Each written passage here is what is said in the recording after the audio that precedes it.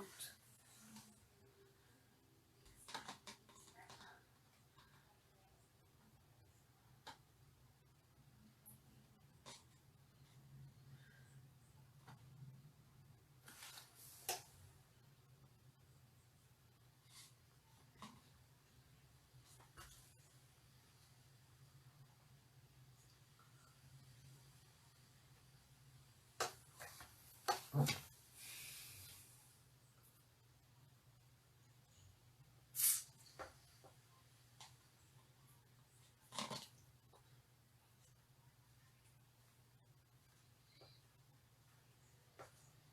Ok, pessoal, vamos que vamos. Deu um probleminha aqui, mas acho que a gente já está resolvendo. Vou deixar o Daniel aqui.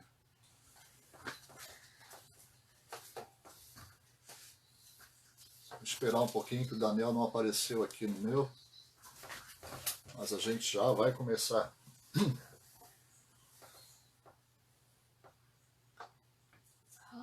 Raulino, Flávio, Nelson, Pastor Nelson, seja bem-vindo, querido. Yasmin. Pessoal, só um pouquinho aí que o Daniel não apareceu aqui ainda. Pedro Henrique, seja bem-vindo. Só esperar um pouquinho a chegada aqui do Daniel, que não aparece para mim aqui ainda.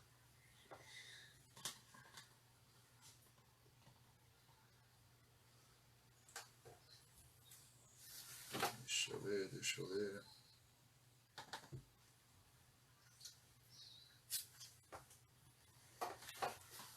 Daniel, cadê você, Daniel?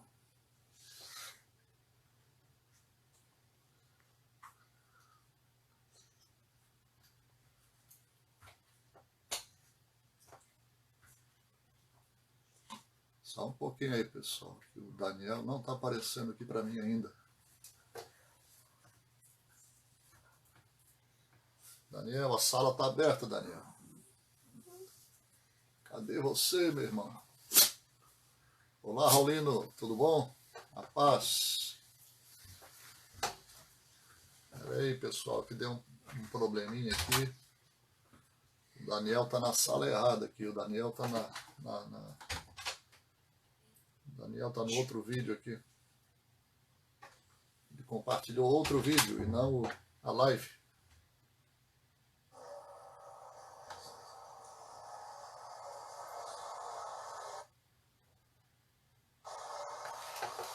Daniel.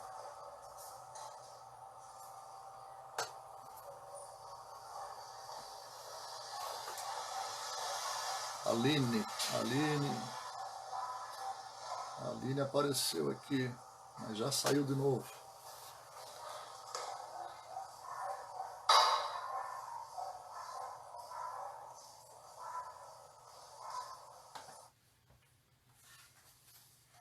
Olha que coisa difícil, gente. O que é que tá vendo? Ah, agora sim. Agora. E aí, pastor Otávio? Ô, Daniel, a paz, meu querido. A câmera vai ficar deitada. Deixa eu mudar aqui a minha câmera. Você quer colocar ela deitada? Ou... Assim? Desculpa o inconveniente, pastor. Peraí que eu vou mudar a minha também, tá? Ah, você vai deixar assim? Não, mas aí... Pera aí. Desencontramos. Eu tô mexendo. Vamos deixar em pé, então. Vamos deixar o celular em pé. Em pé? Em pé? Então tá bom. Para você tá aparecendo. Para mim, você tá deitado agora. Pera aí que tá dando um delay aqui. A gente já...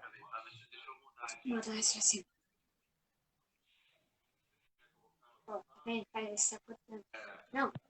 Assim.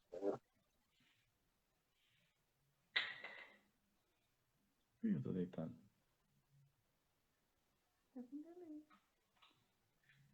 Só um minutinho que já arruma, pastor. Tá com Pessoal, um pouquinho de paciência aí que a gente já está se ajeitando aqui, tá bom? Glória a Deus.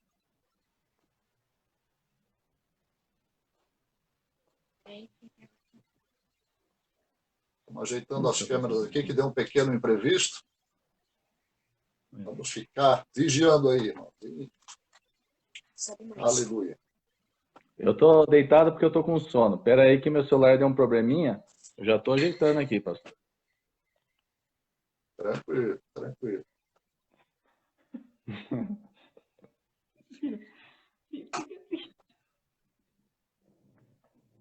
E agora?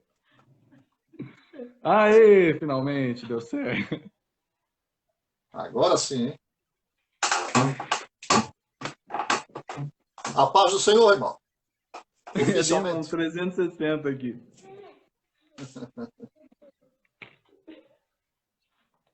Continua? Tá vendo? Tá me Tá. ouvindo?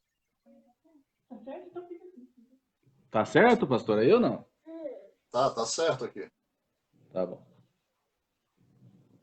Tô arrumando aqui. Pastor Otávio, desculpa toda a confusão aí. Tranquilo? Desculpa toda a confusão. O que aconteceu? A página, não sei o porquê da página da igreja não ter dado certo na questão de convidar pessoas. Eu tenho uma outra página, a outra página deu perfeitamente, a página da igreja não deu certo. Né? Então, desculpa aí o transtorno. E parabéns pela coragem, pastor Otávio, de fazer perguntas, respondê-las ao vivo e a cores, sem sabê-las quais são. Já me deu dor de barriga aí. Vai ser bênção, pastor. A gente teve o privilégio de ter com o pastor Luiz. E foi uma bênção, foi uma aula da Bíblia que ele deu para nós. Tem o link. Queridos, quem não assistiu, não perca.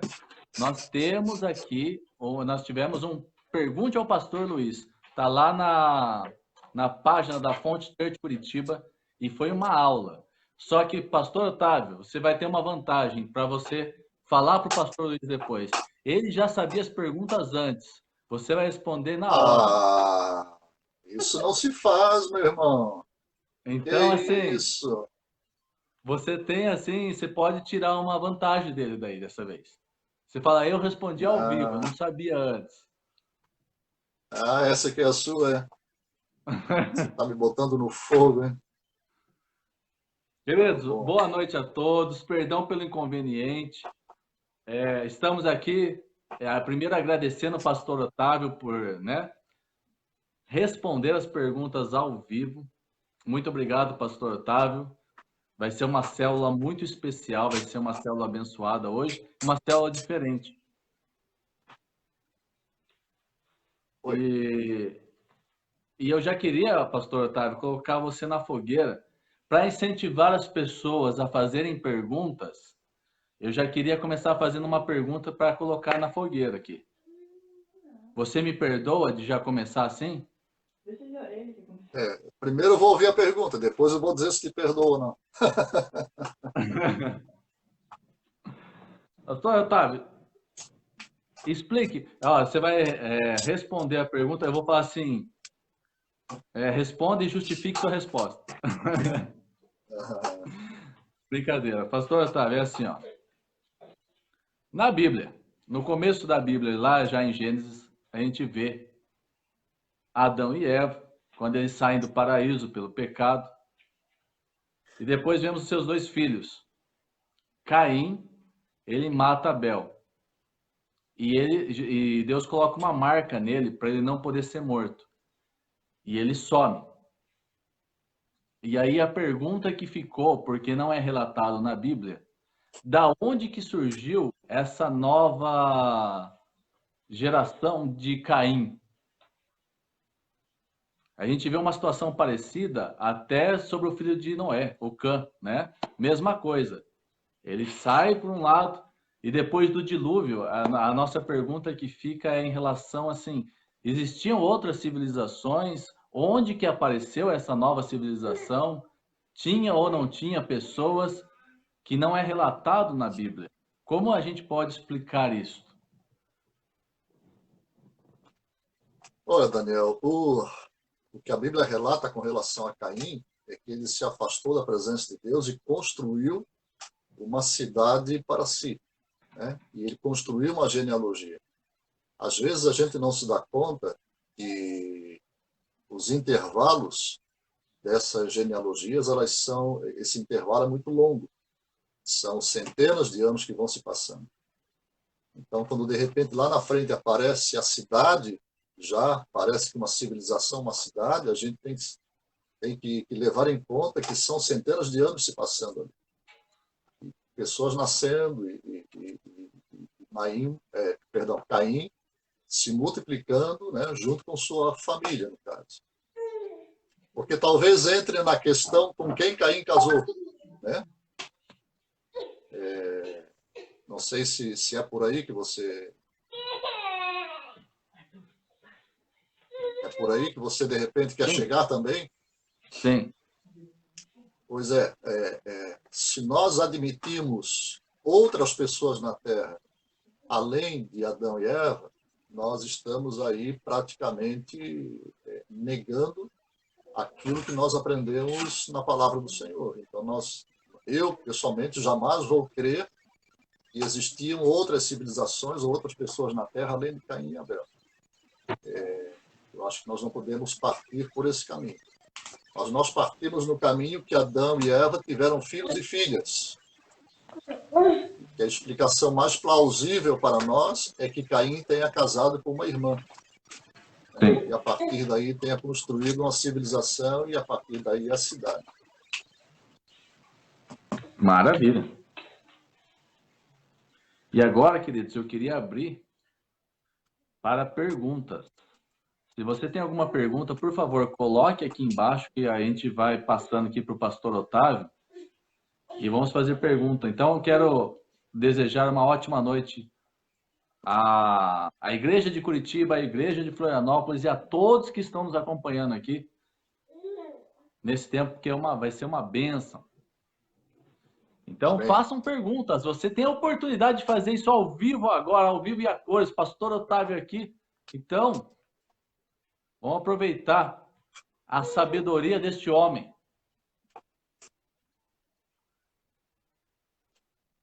Daniel, Oi. aproveitar um pouquinho aí, enquanto o pessoal vai se manifestando aí, né?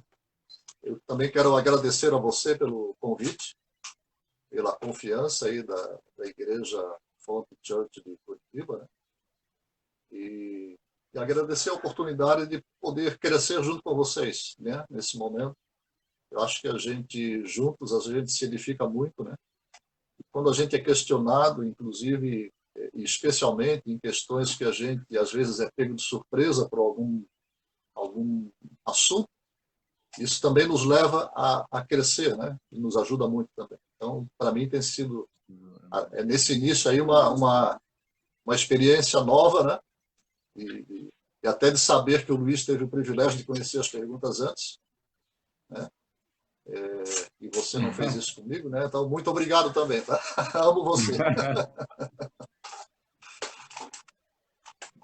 Pastor, não foi pessoal, tá? Não foi pessoal. Pastor, assim, ó, você e o pastor Luiz são admiráveis na questão da sabedoria que vocês têm. Eu me sinto assim honrado de poder ter esse tempo com vocês, de aprender mais ainda com vocês, que realmente é uma sabedoria que vem do Senhor. De muito estudo, de muita leitura e de muitas experiências, né? A Bíblia diz que o homem não pode coisa alguma se do alto não lhe for dado, né? Exatamente. Isso não vem de nós, vem do Senhor, né? Amém. Amém. Isso significa que tem muita amizade com o Senhor. Pastor Otávio, o Carlos aqui de Curitiba pergunta: a autoridade para expulsar demônios já vem pronta quando aceitamos Jesus ou se desenvolve com o tempo? Carlos, bom, Carlos está ouvindo, né? A autoridade e expulsar demônios, ela está no nome de Jesus, acima de tudo. Né? Então, quando você crê em Jesus como seu Senhor e Salvador, é um pacote pronto, digamos assim, né? Você recebe toda essa autoridade no nome dele, porque você passa a ter autoridade nesse nome. Esse nome lhe é dado. Agora, a questão toda não é em ter ou não autoridade. Autoridade nós temos. A questão é você crer que você tem essa autoridade. Quando eu comecei a trabalhar com libertação, eu apanhei muito nessa área, justamente pela dificuldade que eu tinha de crer que ao mandar o espírito sair, ele ia sair. Eu tinha muita dúvida às vezes, eu tinha muito medo que não saísse. Com o passar do tempo, de aprender que essa autoridade está no nome de Jesus, somente, e que nós precisamos externar nessas situações a nossa fé, as coisas passaram a fluir melhor. Né? No sentido de, por exemplo, mandar o espírito sair, e mesmo ainda ele se manifestando na pessoa, eu tratar a pessoa como já liberta. Por quê? Porque eu não posso admitir que ao mandar sair ele não ficou ali, ele não pode ficar. E eu preciso crer nisso. E os demônios percebem essa convicção de fé na gente. Então, tratar a pessoa que foi ministrada como uma pessoa já liberta. Já mandar, se ela caiu, já manda levantar, põe ela de pé, ela está se recuperando ali. E daqui a pouco ela volta, né? E o demônio saiu. Porque eu já fiquei 4 horas expulsando uns demônios uma vez, foi a primeira vez que eu tive essa experiência. Foram 4 horas e eu não consegui nada com eles. Né? Aí veio um irmãozinho da Assembleia de Deus que em 10 minutos libertou a moça. Eu fui para casa refletir sobre isso. Né? Então, eu preciso ter convicção dessa autoridade que está no nome de Jesus e exercê-la com convicção de fé. Ok? Amém, pastor. Pastor Otávio, a Hilda Silva, ela tem uma curiosidade sobre a questão das vestes da mulher cristã, sobre maquiagem, sobre calça, né? Aquela questão sobre a vestimenta da mulher cristã na igreja. Qual é a dúvida aí? Eu acho que a dúvida dela, ela não especificou aqui, mas eu acho que é exatamente isso. Que tipo de roupa não se deve usar, ou se tem algum problema naquela questão de a mulher poder usar calça, ou ter que sempre usar vestido, ou sobre maquiagem, ou sobre usar bijuterias, usar colares, esse tipo de coisa, assim. Nos dias de hoje, o que a gente poderia falar sobre o vestimento da mulher cristã? Eu acho que a gente pode falar sobre vestimenta, não só da mulher, mas também do homem, né? De todos, de As todos. nossas vestes, exato. Eu vou pegar aí esse gancho, porque algumas igrejas que trabalham muito essa questão muita ênfase à roupa feminina, né? Mas eu vou falar como um todo, daquilo que eu compreendo, né? Primeiro ponto, Deus não olha o exterior, mas ele olha o coração. Ponto. Segunda questão, nós devemos evitar a aparência do mal. Né? E aí também é um pouco relativo, porque aonde está a aparência do mal? A aparência do mal está na cultura do povo, né? Na cultura das pessoas, na cultura daquela nação, daquela cidade ou daquelas pessoas. Então, eu preciso conhecer essa cultura para poder avaliar o que é a aparência do mal naquela cultura ou não. Tá? Isso também se leva em conta.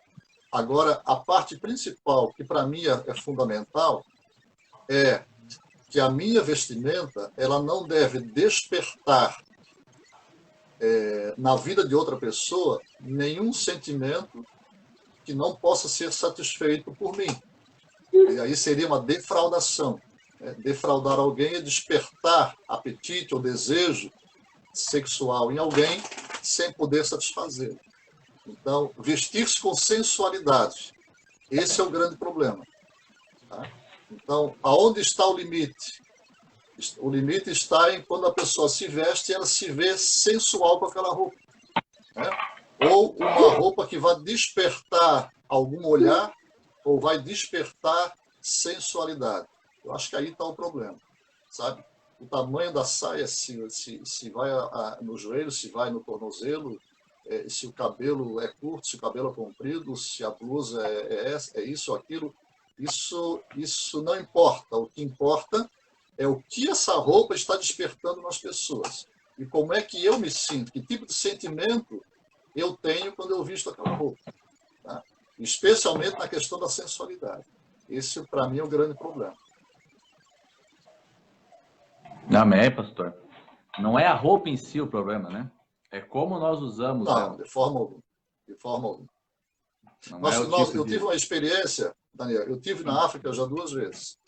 Eu ouvi o testemunho de um missionário de São Paulo que foi para a África e ele começou a fazer missão numa região em que as mulheres usavam somente a saia, não usavam a parte de cima, né? Então, parte de cima do corpo totalmente descoberta. E quando ele começou a fazer missão e começou a evangelizar naquelas aldeias, muitas pessoas começaram a crer em Jesus, né? E aí, ao virem para a igreja, as mulheres vinham, e os homens também, sem a parte de cima, somente a parte de baixo era coberta. Então ele começou a ensinar que deveria cobrir o corpo.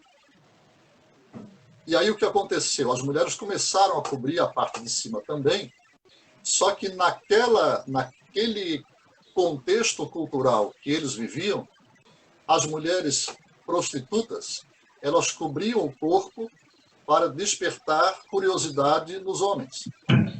Então, as mulheres convertidas, no caso, que estavam na igreja, começaram a ser confundidas com prostitutas e serem vistas como. Né? Então, o que aconteceu foi que aquela agência missionária trouxe o missionário de volta e enviou outro no lugar dele, porque o problema não estava na vestimenta, e sim nos olhos do missionário. Entendeu? Sim, nesse caso, como o senhor falou, aquela questão cultural, né? Aí era uma questão cultural, né? Não é a roupa. É porque muitas pessoas, pelo que eu percebi, tem aquela dúvida assim, mas mulher pode usar calça, ou só pode usar vestido, Na verdade, pode usar jaqueta, pode usar calça, pode usar o que for. O importante é como que você está usando essa roupa, né, pastor? Se for algo que vá despertar uma sensualidade, seja homem ou seja mulher, ou para mostrar o corpo, aí está totalmente errado. Mas não é a peça em si que faz alguma diferença, né? É o Arthur fazendo barulho, tá, gente? Meu filho está aqui, de vez em quando ele escapa e ele começa a fazer barulho. Pastor Otávio, Felipe, Diga.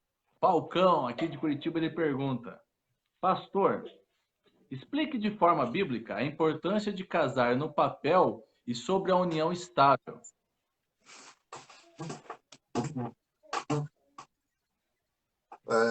Nós temos que pensar um pouquinho, né, Daniel e Felipe, do que é o casamento, né? O que acontece no casamento. Né? O casamento, ele é uma aliança. São 2 pessoas que se aliançam, que fazem uma aliança de constituírem uma família. Então, basicamente, biblicamente, casamento é a união de 2 pessoas do sexo oposto. Eu vi que tem uma pergunta ali com relação a esse assunto também. 2 pessoas do sexo oposto que resolvem constituir uma família. E, biblicamente, essa união, essa aliança, ela deve permanecer até que a morte os separe. Ponto. Então, isso é casamento. No casamento, no caso de distinguir casamento, papel, união estável, nós entendemos que quando há esse acordo, há o casamento. Então, eu já vi muitas pessoas, por exemplo, dizerem assim: não, pastor, a gente não é casado. Como vocês vivem juntos já há tantos anos, têm filhos? Não, mas a gente não é casado, a gente só vive junto. Eu disse: não está certo esse tipo de pensamento. Vocês estão casados, porque casamento é aliança, e vocês têm uma aliança de constituir uma família. Então, diante de Deus, esse casamento, sim, é válido, independente de ter ou não papel.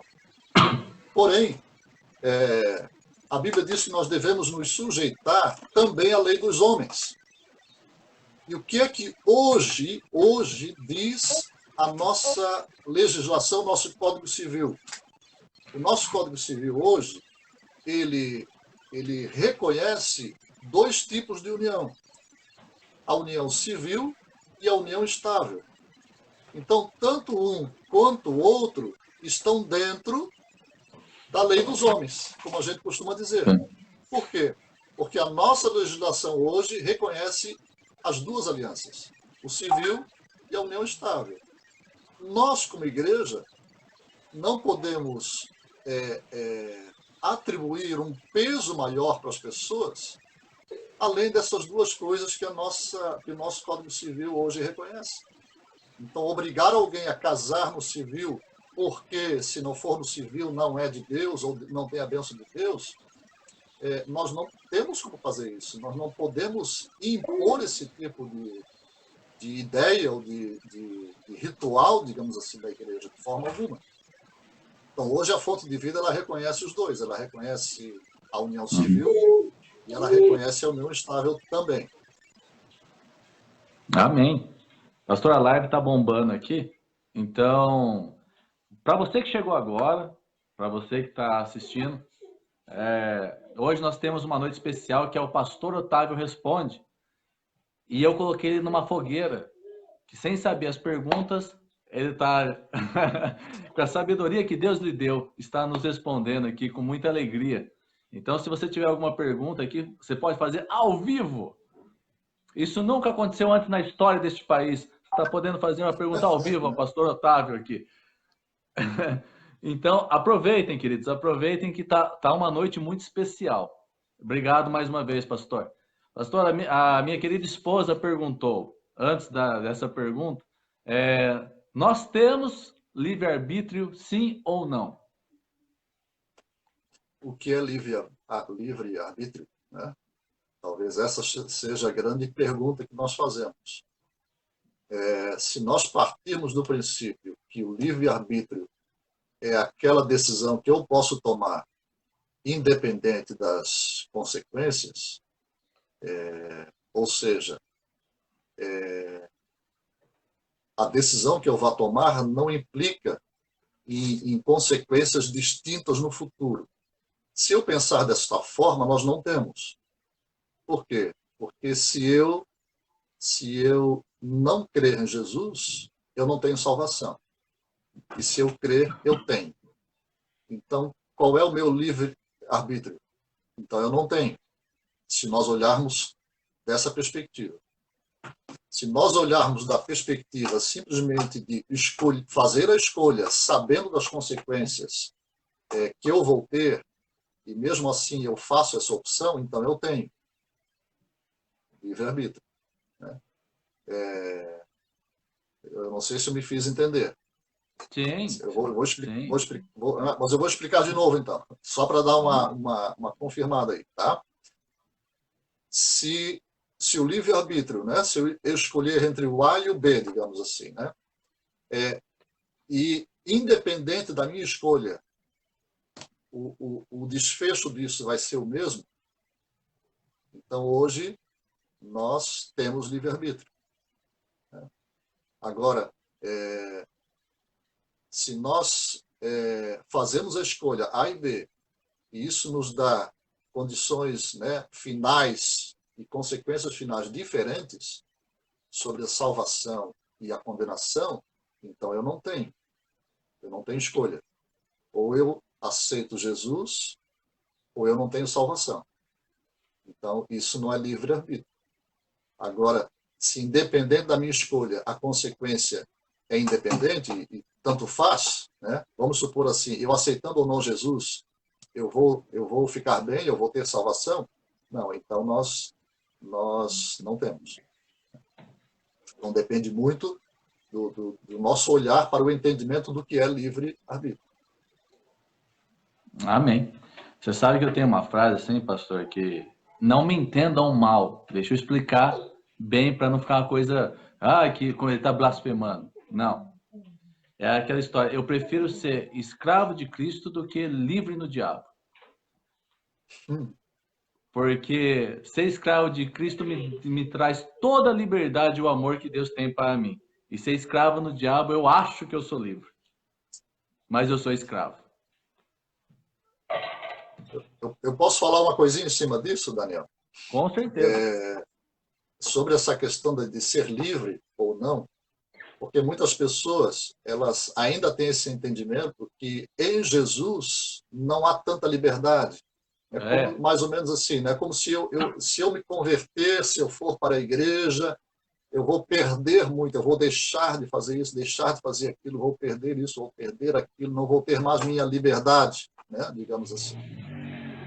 Mas, na verdade, quando Jesus nos chama à liberdade, é uma liberdade justamente de escolha, né? Porque Sim. eu escolho o que eu quero. É mais ou menos assim. Vamos supor que antes de me converter, eu era escravo da bebida. Vamos supor. Então, eu não tinha escolha, né? Muitas pessoas, por exemplo, elas não têm escolha. Elas têm que beber, porque se não beber no final de semana, o final de semana não vai ser legal, não vai ser um final de semana, né, de se aproveitar, de se curtir e tudo mais. Então, mesmo que ela não seja viciada, mas ela tem esse hábito constante, ela sente necessidade de beber finais de semana, digamos assim. Eu lembro que quando Deus me restaurou a vida, eu parei totalmente de beber, né? E aí aquela situação, né? Uma vez alguém disse assim, ó, tem cerveja aqui, mas para o pastor serve lá uma Coca-Cola que o pastor não pode beber. E aí eu disse, opa, eu posso beber, eu posso. Só que agora eu sou livre, então eu escolho. E eu escolho Amém. não beber. Amém. Aí o complemento, vocês são escravos, vocês têm que beber. Mas eu sou livre e eu escolho não beber. Porque é justamente a compreensão inversa do que as pessoas pensam. Que nós somos escravos. Não, eu sou livre. E você é Porque livre. agora eu tenho escolha. Eu posso escolher. Antes, quando eu bebia, e eu já bebi muito, eu não tinha escolha. Agora eu tenho. Agora Porque você Jesus tem. me libertou. Não, é top, pastor. Eu só não vou soltar o rojão aqui porque eu não tenho nenhum. Mas foi um ótimo exemplo. Amém. Pastor, a Tatiane, ela falou o seguinte: uma pessoa que casa com uma outra do mesmo sexo, pode chamar isso de propósito de Deus? Não, né? O propósito de Deus é casamento com pessoas do sexo oposto, né? Isso é o fundamento bíblico. Deus criou um homem para uma mulher e uma mulher para um homem, né? Não, dentro da fé, dentro da palavra de Deus, não há outra possibilidade. Deus não tem esse tipo de propósito. Amém. Amém? Amém. Até no Velho Testamento fala sobre, né? Romanos também fala sobre esse assunto. Eu nem estou fazendo citações bíblicas aqui, né? Porque a gente pode desdobrar a Bíblia, pode. né? Uhum. Mas para a gente ganhar tempo um pouquinho, eu estou respondendo dentro dos princípios bíblicos, tentando aí abordar com fundamentação bíblica. Só não estou fazendo aqui as citações para a gente ganhar um pouquinho de tempo, tá? Amém, amém. Pastor, o Carlos perguntou: a salvação é obra do Espírito Santo, do sangue de Jesus, ou é resultado apenas da fé? Como funciona isso nos detalhes? E agora é um pouco vago, assim, eu acho, o tema. Pergunta? Não a pergunta em si, é legal. Estou pensando por onde eu vou aqui, né? Salvação do quê, né? Porque quando a gente vai falar para alguém da salvação, tem que dizer salvação do quê? Eu já ouvi pessoas dizerem assim, mas eu preciso ser salvo do quê? Né? Uhum. Então, a salvação, ela é dada mediante o arrependimento. Não há salvação se não houver arrependimento de pecado. E quem é que nos dá essa condição de arrependimento? Isso é obra do Espírito Santo. Lá em João, o apóstolo ele relata que o Espírito Santo vinha ao mundo para convencer o mundo do pecado, da justiça e do juízo. Então, quem nos convence do pecado é o Espírito Santo. Quem nos dá o entendimento da necessidade do arrependimento é o Espírito Santo. Mas quem nos deu a salvação foi Deus mediante seu Filho. Amém. E eu recebo a salvação pela fé. Porque eu acho que ele citou também a questão da fé ali, né? O recebimento da salvação na vida de uma pessoa se dá pela fé. O convencimento dela para isso é dado pelo Espírito Santo. Mas quem nos deu a salvação foi Deus por meio do seu Filho Jesus, morrendo por nós e pagando o nosso pecado. Amém. Amém. Mais um exemplo que eu soltaria rojão, pastor. Eu estou sem. Pastor, como que a nossa igreja, como que a fonte trata a questão do divórcio dentro do Novo Testamento? Novo Testamento? Poesia. Enfim, vamos falar assim, pastor. Não, desculpa, pode responder, depois eu faço uma outra pergunta em cima dessa. Independente de novo ou velho, a Bíblia diz que a casamento, né, a aliança do casamento, é até que a morte os separe. Esse é o propósito de Deus. Quando, por exemplo, uma pessoa chega na fé, já divorciada, já no segundo casamento, terceiro casamento, tudo mais, há uma colocação do apóstolo Paulo em 1 Coríntios com relação a isso, onde ele diz que cada um permaneça naquilo que foi chamado, né? Quando Paulo está falando ali de casamento. Então, se alguém foi chamado para a fé, para a salvação, no segundo casamento, o nosso conselho sempre é permaneça no segundo, porque tem igrejas que mandam voltar ao primeiro casamento. Né? Às vezes está no terceiro casamento, manda voltar ao primeiro. E nós temos esse entendimento, né, na fonte que cada um permaneça naquilo que foi chamado. Então, foi chamado no segundo, no terceiro, fique nele. A partir do momento que eu fui chamado, este casamento precisa ser mantido até que a morte os separe. Amém. Porém, o divórcio ele é uma quebra de aliança. E a quebra da aliança citada por Jesus é pelo adultério. Então, havendo adultério, a parte ofendida, digamos assim, ela pode querer o divórcio. E ela não é condenada por isso. Inclusive, ela está livre para casar de novo. A parte ofendida, mas a parte que ofendeu, não. Então, hoje, a fonte, ela não casa pessoas divorciadas fora desse contexto. Ela pode até casar uma pessoa divorciada no contexto de que o casamento anterior ele foi desfeito por causa do adultério, relações sexuais ilícitas, da parte ofendida. Eu, pessoalmente, já me neguei a fazer casamento de pessoas que já estavam na fé, vieram se divorciar, não foi por relação sexual ilícita, e eu disse, olha, eu não abençoo esta relação, eu não abençoo esse novo casamento. Tá? Então, a fonte hoje tem esse entendimento. Pastor, aproveitando então a deixa eu fazer duas perguntas em cima dessa. A primeira, a Bíblia, né, ela cita que a gente, pela dureza do nosso coração, né, a gente pode se separar num caso de adultério. Mas eu pergunto assim, o que acontece com a pessoa que cometeu o adultério se ela se relacionar com outra pessoa? Essa é a primeira pergunta.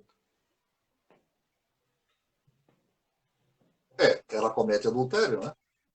A Bíblia diz que quem se casar com quem se divorciou, no caso, comete adultério. Ela continua. Ela continua no pecado. Né? Sim. E a segunda, que o que muitas pessoas perguntam, a questão, por exemplo, de violência doméstica. No caso de uma mulher que sofre violência doméstica. E não vamos entrar em vários detalhes aqui, mas ela sofre violência doméstica, já denunciou o marido por razão disso. Ela pode se divorciar neste caso? Pois é. Tem uma pergunta mais fácil aí, Daniel?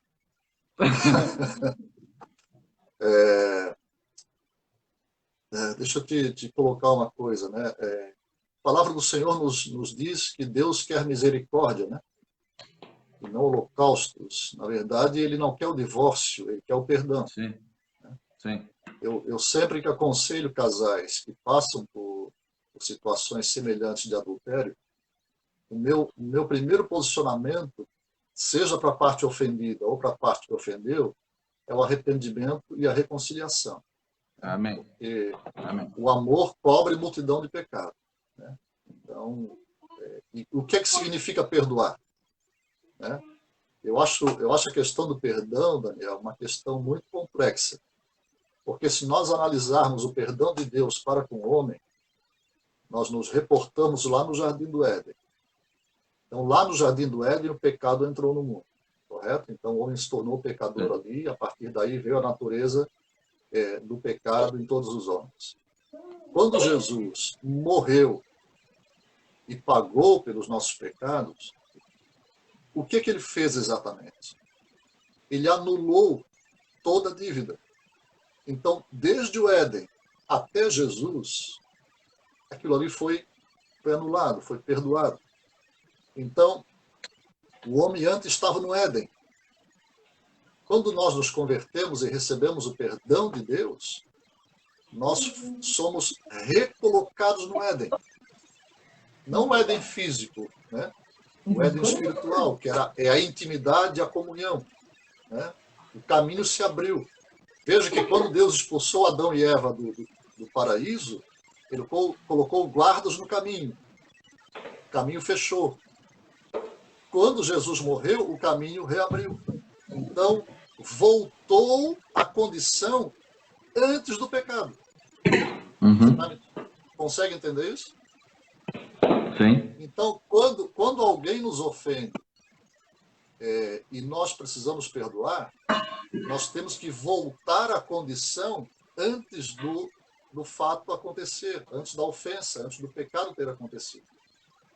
Ali, aquele período ali tem que ser anulado. E essa é a nossa grande dificuldade com relação ao perdão. É entender isso. Que o pecado anula e volta na condição anterior. Então, no caso do divórcio, do casamento, a Bíblia deixa a carta do divórcio, né, que Moisés deu. Ele deu pela dureza do coração. Mas o ideal é que aconteça a reconciliação e o perdão. Agora, no caso da violência doméstica, ela não entra nessa condição que Jesus deu de abertura para o divórcio. Então, eu poderia simplesmente nem responder a sua pergunta. E dizer, Daniel, não tem nem o que discutir sobre isso. Não entra naquela condição que Jesus admitiu o divórcio, que foi somente em caso de relação sexual ilícita. Agora, entra na questão também de a gente entender que Deus honra a fé daqueles que creem nele. Que a mulher pode ganhar o marido pelo silêncio e pelo seu honesto comportamento, como disse Paulo. Né? Então, eu creio que a mulher pode ganhar seu marido. Né?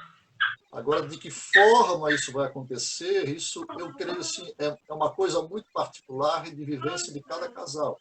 Né? Porque eu posso, de repente, estar falando coisas aqui, e pessoas que não creem ainda no Senhor e não têm essa vivência com o Senhor vão achar absurdo eu falar um negócio desse.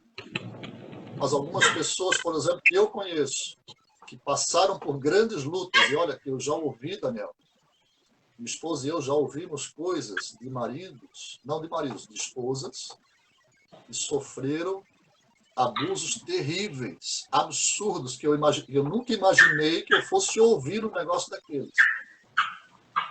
E essas mulheres ficarem ao lado do marido, orando e aguardando em Deus uma restauração, uma conversão, um agir de Deus. E vi já Deus agindo e honrando a fé dessas mulheres. Então, o que é que eu vou dizer? É concebível o divórcio por causa da violência doméstica? Biblicamente, nós não vemos nenhum argumento nesse sentido. Eu não posso dizer que sim. Mas vejo o agir de Deus de forma tremenda e milagres e prodígios acontecendo. E eu já vi muito isso acontecer, então eu creio nisso. Que Deus pode agir e que Deus pode intervir. Amém, pastor, amém. Para a gente acelerar aqui um pouquinho, a Thelma perguntou, quem está no céu? Elias, Enoque, o ladrão da cruz, eles estão no céu? E agora, e o que é céu, né? Existe um grande debate sobre a questão do céu, do paraíso, o Hades, o Sheol. Eu vou compartilhar um pouquinho o que eu creio, porque existem muitas interpretações teológicas em cima desse tema. Né? Então eu vou te dizer o que eu creio. Né? Outros acham... Hoje mesmo eu estava ouvindo uma rádio Duru, né? Uma rádio em que eles creem que a pessoa, quando morre, ela fica num estado... É como se ela voltasse para o limbo, como a gente diz, né? Quando a criança não nasceu ainda, a criança pergunta onde é que eu estava antes de eu nascer. Aí os pais dizem que estava no limbo, né? Quer dizer, estava em algum lugar por aí. E eles estavam dizendo que a pessoa, quando morre, o fôlego da vida se acaba. Ela não está em nenhum lugar. E eu, quando ouvi o pastor dizer aquilo, eu fiquei, puxa vida, estranho, né? E aí, quando Jesus voltar, vai haver a ressurreição. E aí, sim, as pessoas vão voltar em novos corpos. Mas, enquanto isso, ela fica onde? Né? Esse é o grande dilema. Até porque não há um entendimento claro com relação à triunidade do homem. Né? O homem corpo, alma e espírito. Né? A tricotomia do homem. Alguns defendem a dicotomia, né? Que corpo, espírito e alma é a mesma coisa. Outros se apegam na questão de que os mortos dormem. Né? E eles acham que, de fato, estão dormindo, estão em algum estado alfa, aí, né? Em algum lugar que não estão sem consciência e que vão voltar à consciência na ressurreição apenas. Eu me apego a alguns textos bíblicos. Né? Por exemplo, antes de Jesus ter morrido e ter aberto o caminho, até então ninguém havia sido salvo ainda. Quer dizer, no céu não tinha ninguém, a não ser o reino de Deus lá, né? Mas homens não. Com exceção de quem? Enoque, né? A Thelma citou ali, né? Enoque e Elias. Enoque foi arrebatado, Deus o tomou para si. Tomou para si aonde? No reino. Elias também foi arrebatado para onde? Para o reino. Né? Aliás, não foi numa carruagem de fogo, né? Foi no redemoinho. Foi no redemoinho. E aí, bom, os dois estão lá. Agora, o ladrão da cruz, ela perguntou também, onde é que ele está? Jesus disse, ainda hoje estarás comigo.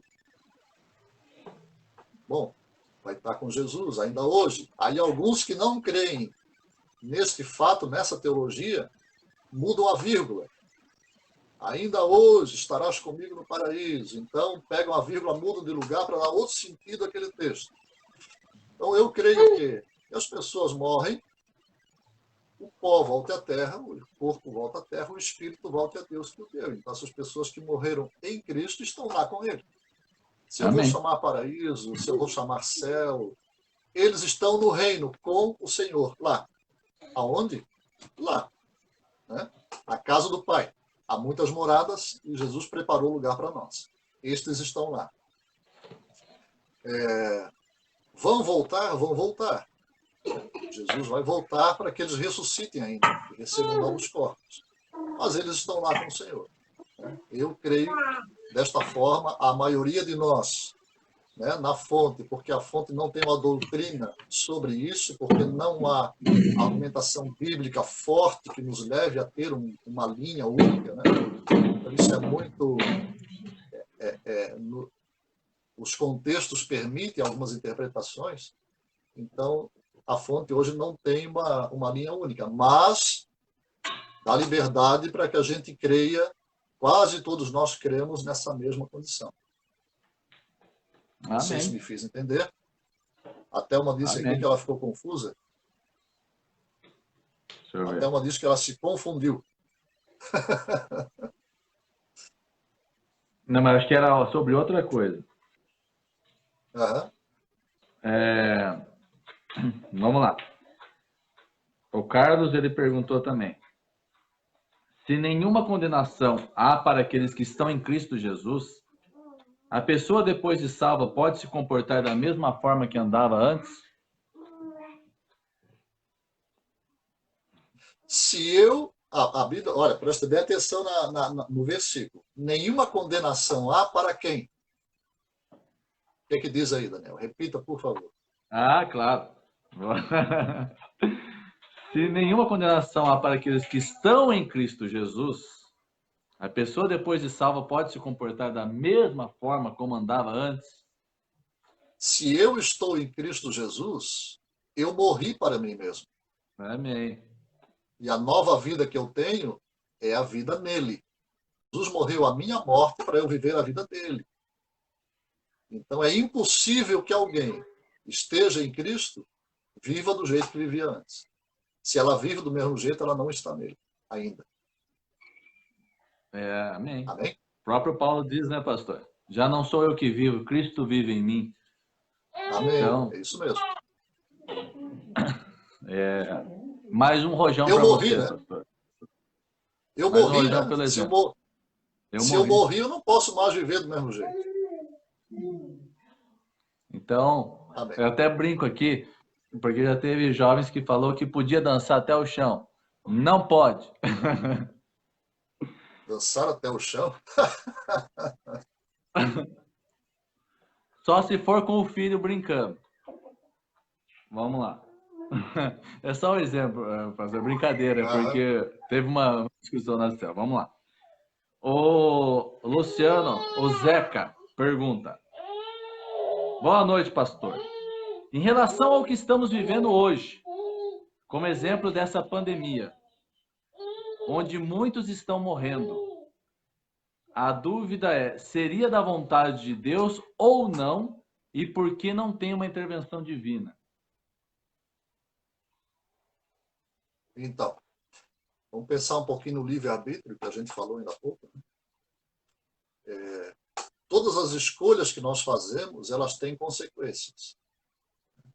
Então, o que o mundo vive hoje é consequência daquilo que o próprio homem tem escolhido e feito.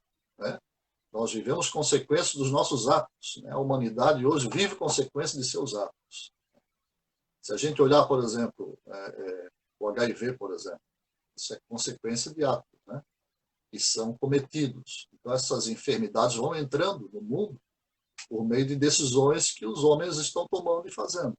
Né? Uma série de enfermidades, de calamidades que têm acontecido hoje em dia são consequências da má administração que o homem tem feito daquilo que Deus lhe deu, né? Que confiou nas suas mãos. Então, hoje, essa pandemia ela é consequência dos atos humanos. Né? Eu creio que há um certo questionamento do que se há e que se vive nos dias de hoje, porque a nossa geração nunca viveu isso, não sabe o que é isso. Né? E quando acontece, né, todo mundo foi pego de surpresa, porque ninguém imaginava que a humanidade fosse passar uma situação dessa, essa fragilidade toda. e pessoas morrendo, né, é da vontade de Deus, não foi isso que Deus determinou para o homem quando o homem foi criado por ele. Porém, as consequências dos erros e dos pecados estão aí até hoje. Então, realmente, Deus não planejou isso para nós, mas Ele tem permitido que isso aconteça. A gente sabe que o mundo jaz no maligno e que o príncipe deste mundo é Satanás, e Jesus mesmo não negou este fato. Né? Ele mesmo disse, né? Aí vem o príncipe deste mundo, então aquele que governa esse mundo. E o que nós estamos vivendo hoje, se a gente fosse analisar um pouquinho aí, eu ia estender, talvez eu estendesse demais a minha interpretação do que a gente está vivendo hoje, é uma coisa minha. Mas eu creio que nós, tanto nós, igreja, quanto o próprio mundo, está sendo preparado para os últimos dias. Amém. Isso, para mim, é muito nítido isso. Né? Amém. A igreja, em que sentido? A igreja está sendo preparada para viver perseguida, para viver na perseguição, nas casas, nos porões, né? Porque isso vai acontecer nos últimos dias. A gente sabe disso. Essa liberdade que nós temos hoje de fazer essas lives, de pregar, de ter cultos, com portas abertas, de evangelizar, isso tudo, com o passar do tempo, vai acabar. E eu não estou sendo pessimista, viu? Quem está nos ouvindo, eu estou sendo realista. A Bíblia diz isso claramente. Né? Então, a igreja está sendo preparada para viver uma nova realidade. Né? Questão, por exemplo, você é pastor de tempo parcial. Né? Você tem o seu serviço secular. Porque eu creio que o pastor de tempo integral vai acabar também. Essa liberdade que hoje se tem, ela vai parar.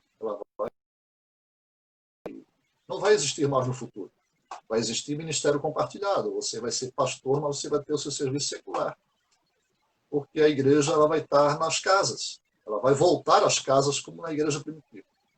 Então, a igreja está sendo preparada para isso. Eu penso assim. Agora, eu também entendo que o mundo está sendo preparado para um governo mundial. Né? Para o governo do anticristo. Né? Então, é muito nítido isso. O controle sobre as pessoas é impressionante, ninguém está se dando conta que hoje você já está sendo controlado, né? Aqui em Florianópolis, por exemplo, há um controle de se você pega o Covid e se você não fica em casa, a prefeitura está sabendo se você está andando pela rua ou não pelo seu celular. Então, se está havendo o isolamento de quem está doente, a prefeitura tem um controle disso. Né? Nós estamos sendo monitorados, vigiados o tempo todo. Nós estamos perdendo a liberdade e a privacidade e ninguém se deu conta disso. Né? E isso se acentuou muito nesses últimos dias aí de pandemia. Né? A questão, quando a Bíblia diz o homem não vai poder comprar nem vender, né? Por causa da marca da besta. Bom, pense um pouquinho para onde estão indo as ações ligadas à economia, compra, venda, comércio, indústria, para onde é que isso está caminhando? Aí você observa isso, você vê, puxa, isso aí é um prelúdio da volta de Jesus, do que o mundo vai viver na época da volta do Senhor. Então, para mim, isso é muito claro, muito nítido. Né? Por que a gente está vivendo tudo isso? O Senhor está nos preparando para a sua volta. E glória a Deus por isso. Amém. Amém. Daniel, os fatos históricos, eles se repetem. Os fatos históricos são repetitivos. Isso a própria história nos ensina. Então, se você observar o que aconteceu com a humanidade quando Jesus veio a primeira vez, você vê se repetindo agora. Né? Na época de Jesus, havia uma unificação de língua. O Império Romano criou estradas por todos os lados. Então, a comunicação foi muito acentuada nessa época. O mundo quase que estava... o Império Romano formou ali um novo mundo, digamos assim. Né? Então, isso facilitou demais, na época de Jesus, a propagação do Evangelho. Aí, se você olhar para os dias de hoje, você vê esse movimento e crescimento da tecnologia, da comunicação. Né? Você vê nos dias de hoje, você vê a língua inglesa sendo falada no mundo todo, você vê hoje tudo, né, que você acessa em termos de tecnologia, é um prelúdio, né? É uma preparação para a volta do Senhor. Para mim isso é muito claro, né? Essa pandemia, na verdade, é uma preparação mesmo. Amém? Mas é opinião minha, tá? Como opinião pessoal, pastor Otávio, você sabe que a gente já teve rumores de guerra, nós já passamos por guerras, já não é a primeira pandemia, passamos por várias pandemias, né? Mas, na minha opinião pessoal, nunca na história o mundo esteve tão próximo a Sodoma e Gomorra do jeito que está agora. Uhum. E já começou, entre aspas, a perseguição. Um exemplo claro disso é, por exemplo, as coisas voltando, entre aspas, né, mas voltando ao normal automaticamente e tendo muitas restrições para as igrejas poderem fazer as coisas. Aqui, por exemplo, voltou quase tudo, mas as igrejas ainda estão proibidas de fazer culto ou missa, seja lá o que for. Entre outras coisas, né? Deixa eu só continuar aqui para a gente terminar, para não estender muito. A Fabrícia... Daniel, eu tô tranquilo aí no tempo, tá? Pode Amém, expor aí pastor, o que for amém. preciso. Porque o pessoal está gostando, pastor. Eu acho que isso aqui até meia-noite, tá? Vamos embora. A Fabrícia, é porque não é sempre que a gente... Uma coisa dessa pandemia que está sendo maravilhosa é poder usar as redes sociais para levar o evangelho, como nunca foi feito antes, né? E ter a oportunidade de fazer assim um pergunte aos pastores mais experientes, com mais tempo de caminhada, com sabedoria, assim, é realmente um presente para nós. A Fabrícia, ela perguntou assim: quando uma mulher é separada e tem filhos de outro relacionamento, pode casar novamente? Você poderia falar um pouco sobre o jogo desigual? A Fabrícia, eu acho que é a Fabrícia aqui da Fonte Floripa, né? Uhum. O novo casamento, ele é permitido, falando assim, novo casamento, tá? Não o primeiro casamento. Um novo casamento, um segundo casamento é permitido para os viúvos, para quem perdeu o cônjuge, né? Para a morte, no caso, a viuvez. Então, é permitido, pela palavra do Senhor, um novo casamento. Na questão de ter filhos ou não, isso independe, né? Eu só sempre alerto, eu ainda falei isso domingo no culto das 7, acho que no das 5, a Fabrícia estava, eu não cheguei a mencionar isso. Citei como exemplo. Quando você casa com alguém que já tem filhos, você não casa com a pessoa somente, você casa com tudo que ela tem, inclusive com os filhos. Então você automaticamente vai assumir essa nova pessoa, vai assumir os filhos também, como se fossem seus, mesmo que não sejam do seu sangue.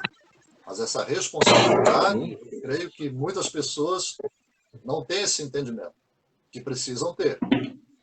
Você não casa só com a pessoa, você casa com tudo que ela tem. Eu costumo dizer até que quando você casa com a pessoa, você casa com a sogra, com o sogro, com o cunhado, com todo mundo, né? Com a família. Porque você vai conviver com a família da outra pessoa também, né? Então, especialmente filhos. Então, tem que assumir também os filhos. Não há nenhum problema de ter filhos e casar de novo. Esse não é o problema. A questão do julgo desigual, sim, isso é um problema. Porque a Bíblia diz, não vos coloqueis em julgo desigual. Isso não é uma recomendação nem um conselho, isso é uma ordem do Senhor. Não vos ponhais em julgo desigual com os incrédulos, né? E aí nós bem sabemos por que isso, né? Ninguém pode servir a dois senhores. Então, também não se recomenda, de forma alguma, que uma pessoa que crê em Jesus, que esteja caminhando com o Senhor, case com alguém que não creia, que não ande com o Senhor. Isso não é concebível no caso. Até porque a gente sabe que isso vai acarretar problemas, não vai dar certo, né? né? O próprio Senhor Jesus disse que não dá certo. Amém? Amém.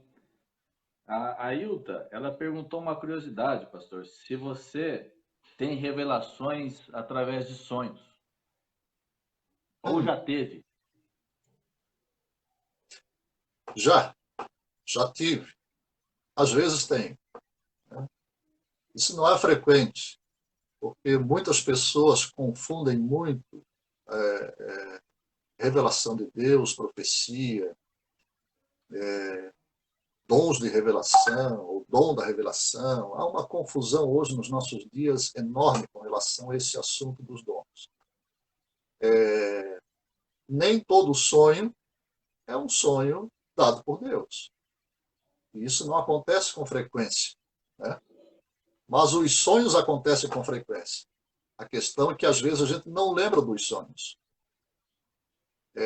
Muitas pessoas, às vezes, né, vêm perguntar: pastor, eu tive um sonho assim, assim, assim. O que é que Deus quer dizer com isso? Às vezes eu tenho que olhar e dizer assim: não sei, pergunte para ele. Porque, às vezes, é um sonho sem sentido. A gente sonha. Né? A nossa mente, depois que nós dormimos, a nossa mente não para. Ela continua trabalhando. Né? Os neurônios continuam lá trabalhando. Tudo que nós vivemos durante o dia, todas as cenas, tudo que nós ouvimos e vemos e sentimos durante o dia estão registrados no subconsciente. Tudo, exatamente tudo. 100%. O que eu creio dos sonhos é que à noite a gente vai perdendo o controle do que é racional, do que é consciente. E aí eu creio, isso é uma coisa minha, eu não estudei isso. Mas é como se o consciente e o subconsciente começassem a se embolar. Né? Então, de repente, você sonhou que estava, sei lá, você fez uma viagem de avião, e aí você viu a paisagem bonita lá fora, tal, à noite você sonha que você estava voando. É uma associação com aquilo que você viveu durante o dia, digamos assim. Né? Não tem nada de revelação nisso. Muitos sonhos que nós temos, na verdade, são consequências da nossa vivência do dia a dia. E que à noite a gente acaba sonhando com aquilo, né? Com alguma relação com aquilo, mas que não há revelação de Deus. Todas as vezes que eu tenho um sonho que eu acho que Deus quis falar alguma coisa comigo, eu vou orar e vou consultar o Senhor para saber. Eu já tive muitos, né? Mas não é uma coisa constante. Existem sonhos e sonhos. Então, se eu já tive, ela perguntou se eu já tive, sim, já tive. Já tive alguns. Amém. E tudo que é de Deus acontece. Tá? Quando alguém disser para você, Deus revelou que vai fazer tal coisa, e a coisa não acontecer, não aceite aquele argumento de que, faltou fé. Né? Não aconteceu porque Deus foi misericordioso e estendeu isso e não quis fazer aquilo porque ele é misericordioso. Então, por isso que aquilo que eu falei não aconteceu. Isso não existe. São as profetadas da vida que não acontecem e depois o revelador, né, ele quer justificar o porquê que não aconteceu dizendo essas coisas. Quando Deus diz que vai fazer, ele faz e pronto. Independente de mim, de você, de qualquer pessoa. A profecia self-service, pastor? Aquela profecia fast food rápido? E, pastor, eu vi aqui que o pessoal está gostando, eu acho que o pessoal gostou e vai falar, vamos ficar até meia-noite. Mas cessaram as perguntas? Então, eu queria finalizar com uma pergunta aqui, respeitando a opinião de todas as pessoas. Eu tenho também uma convicção sobre esse assunto, mas eu queria ouvir do senhor. Respeitando a opinião das pessoas, até das pessoas que são adeptas ao calvinismo, e o Arthur gritando aqui. Eu queria perguntar, a salvação, ela pode ser perdida, na sua opinião, sim ou não, baseado na Bíblia? Sim. Sim.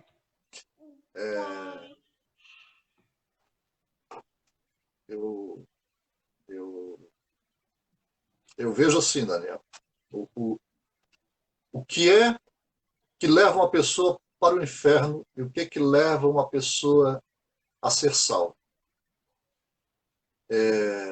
Se nós olharmos lá em Romanos, eu agora fiquei na dúvida aqui do versículo da passagem, ou a 1 Coríntios, agora me deu um branco agora. Mas quando o apóstolo Paulo diz que Jesus morreu pelo pecado de todos os homens, ele morreu por todos os pecados. Ora, se Jesus morreu por todos os pecados, então todos estão perdoados, correto? Concorda comigo? Amém. Se Jesus morreu por todos os pecados já estão perdoados. Concorda? Amém. A Bíblia diz que Jesus morreu por todos, então todos estão perdoados. Então a gente poderia pensar, bom, então todos estão salvos? Bom, essa é outra questão. Não. Não estão. Mas qual é a condição para a salvação e qual é a condição para alguém não ser salvo? Quando a Bíblia diz lá em João, né, o apóstolo João relata palavras do Senhor Jesus com relação à salvação, ele diz que o Espírito Santo vinha convencer o mundo do pecado, da justiça e do juízo. Do pecado, presta atenção, porque não creio em mim. Quando Jesus diz que o Espírito Santo vem convencer o mundo do pecado, é o pecado de não crer em Jesus. Ele não faz lista de pecado.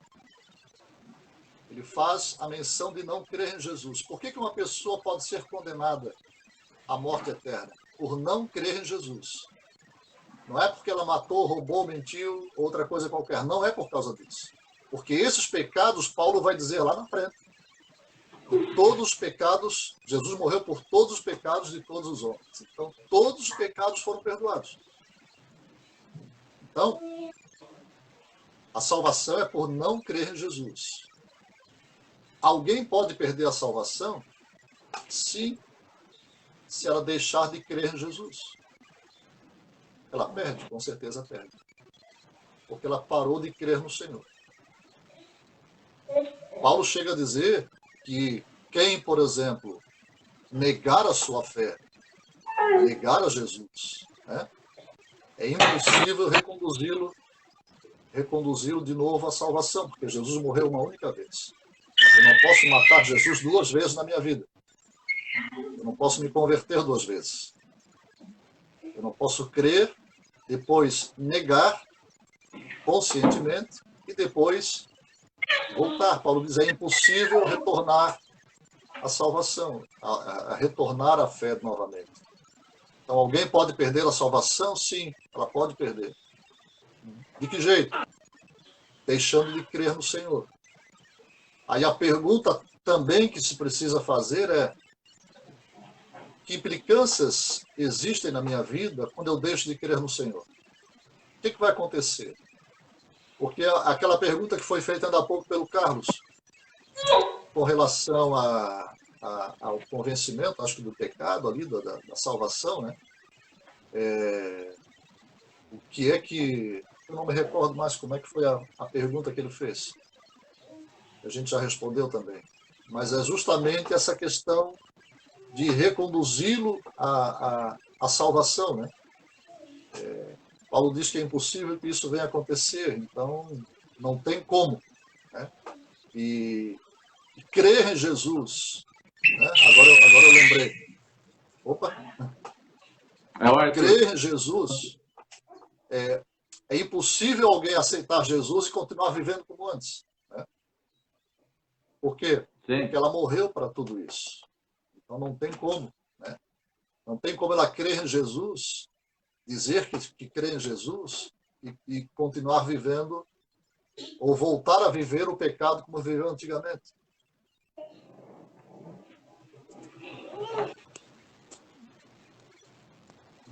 Amém. Realmente, Daniel, foi uma bênção poder estar junto. Foi um tempo bem precioso. Agradeço também. bastante a confiança, né? Essa bênção de a gente poder estar junto. Apareci Opa, ainda. voltou o Daniel. Agora sim. Ó. Ai, gente. Povo lindo. Ô, Daniel, você me perdoa, viu? A falha foi minha aqui. Não, fique tranquilo, pastor. Na verdade, já no começo deu Eu aquele pus probleminha, né, com o meu celular, aí agora no final, mas assim, eu só quero, na verdade, pastor Otávio, agradecer imensamente, porque todas as perguntas foram respondidas lá, né? Todas as perguntas. Eu Amém. acho que só a Hilda, ela pode até falar diretamente com você, ela queria explicar um sonho que ela teve, né? Mas assim, todas as perguntas foram respondidas. Pastor Otávio, eu quero agradecer assim imensamente, muito obrigado pelo tempo, muito obrigado pelas explicações bíblicas, muito obrigado pela disponibilidade. Foi assim uma honra e foi um presente essa noite com você fazendo essas perguntas. E olha que não foram perguntas simples, né, pastor? O pessoal, verdade. O pessoal estava preparado, né? jogaram pesado hoje. Mas foi bênção, foi bênção. Foi maravilhoso. Para nós foi uma honra. Assim, né, Daniel, algumas você sabe que são opiniões pessoais, interpretações pessoais, né? Tem muitas coisas dentro do reino de Deus que não são claras para nós, né? A própria Bíblia diz que as coisas reveladas pertencem a nós, as ocultas pertencem a Deus. Amém. E às vezes a gente tenta revelar as que estão ocultas, né?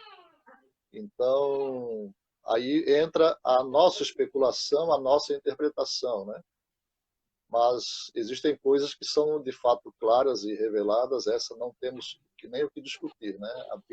A Bíblia é clara naquilo que ela afirma como doutrina para nós caminharmos em fidelidade ao Senhor. Isso a gente não pode abrir mão, de forma alguma. Eu sempre digo que os princípios de Deus nós não podemos negociar, de forma alguma. Amém? Amém. Então foi uma honra, uma alegria. Desculpe se de repente alguma coisa não ficou a contento, digamos assim, né? Mas foi uma bênção, uma experiência nova. E o dia que quiser contar conosco de novo, estamos aí à disposição.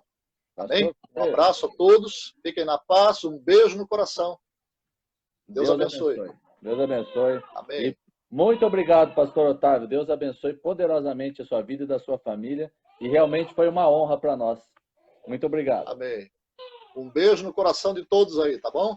E todos que nos assistiram também. Fiquem na paz. Boa noite. Tchau, tchau.